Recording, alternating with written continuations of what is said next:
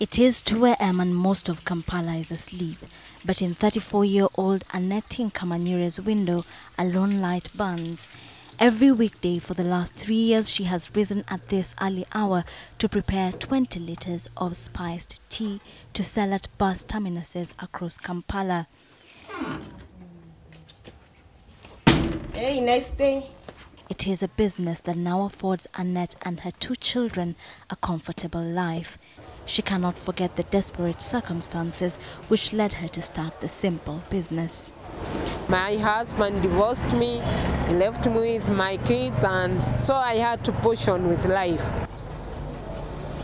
Armed with nothing but 2 flasks from her kitchen, a knowledge of spices and 30,000 Uganda shillings, Annet started her tea business.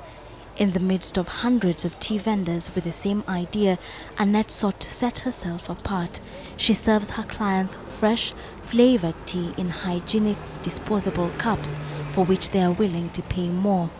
Though the business has flourished, it wasn't enough for the ambitious Annet.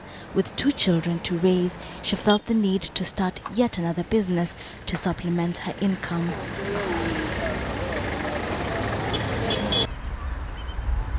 Now when dawn breaks, Annet trusts her workers to continue with the tea business and heads to the heart of Kampala. She goes from door to door in search of shoes to repair and clean. Good morning, ladies. Good morning. How are you? Fine. How are you? Good. Thank you. She has, however, had to fight for her place in this market. Here in Uganda, ladies don't tend to do these jobs. So I'm the first lady doing this. So people were like, how can she? No, she can't do this. But some people know that ladies are perfect. So they accepted me and gave me a job too. Every shoe she receives is an opportunity to make her mark. Every satisfied client, the assurance of money in her pocket. When she started her service, Annet used the unreliable boda motorcycles to move around. Her client base has since grown, enabling her to buy 4 vehicles. She gains new clients by never compromising on the quality of her services. We tried her. Yes, she was good. She knows what she's doing. She uses quality polish. She cleans them perfectly well. And the attitude, the way she approaches you is so different from others, the ones you find by the roadside. The demand for her shoe shining service leaves Annet little time to herself, but she does not mind. She will not rest until she is sure of making money even when she takes a break. I only sleep for 3 to 2 hours.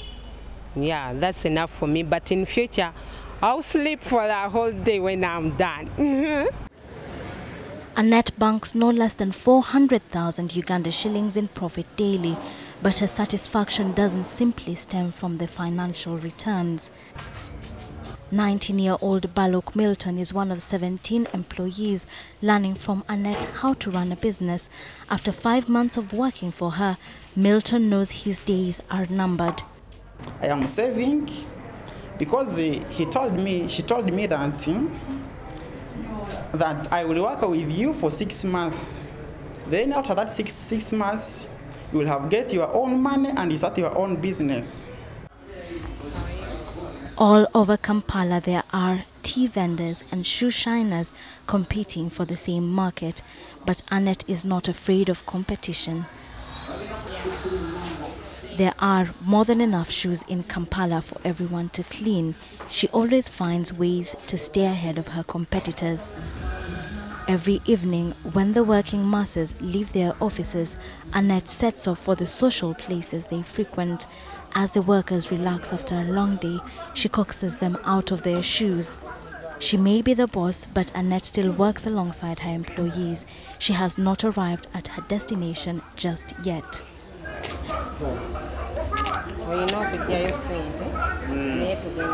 I dream big. I know I started small, but my dreams are big and more bigger than this.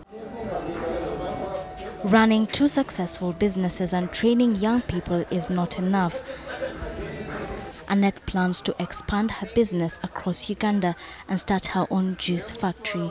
She wants to be a role model, not just in Africa. It is this vision that keeps her up as the rest of the world retires to relax.